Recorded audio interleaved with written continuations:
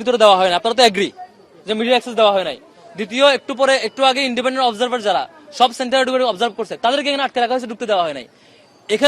এখানে অভিযোগ আসছিল যে অন্য প্যানেলের অন্য প্রার্থীদের পোলিং এজেন্টের বিপরীতে ছাত্রদলকে আলাদা সুবিধা দেওয়া হয়েছে, তাদের অতিরিক্ত পোলিং এজেন্ট দেওয়া হয়েছে। ওই অভিযোগ সকালবেলায় আসছে।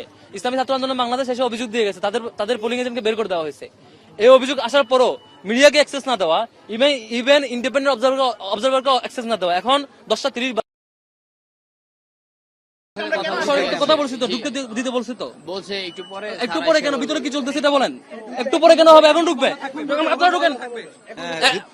সব কেন্দ্রে ঢুকতে পারছেন, ঢুকবে না কেন? ম্যামকে ডাকেন, অবশ্যই স্যারকে ডাকেন। ভিতরে কি চলতেছে? ভাই 1 ঘন্টা হয়ে গেছে, আমরা কি নির্বাচন শেষ হওয়ার পরে যাবো?